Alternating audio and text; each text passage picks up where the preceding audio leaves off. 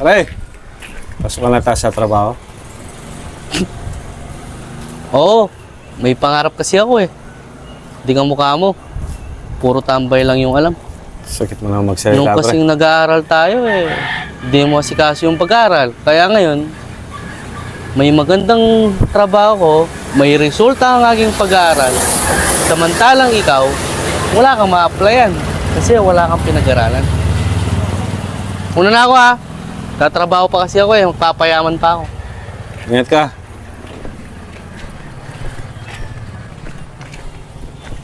Alam nyo ba yung pagkarandam na simpleng tao ka lang? Walang pera, walang koneksyon, walang bagger. Pero napakaraming opinyon sa iyo ng mga tao. Hanggang dyan ka lang. Hindi ka yayaman. Wala kang mararating sa buhay. Napakasakit pakinggan ng mga salitang ito. Pero mas masakit pala kung galing mismo ito sa mga itinuturing mong kaibigan. Pero habang sila nagsasalita, tahimik lang ako at nangangarap. Hindi ko alam kung paano. Pero alam ko, hindi ako abang buhay na ganito.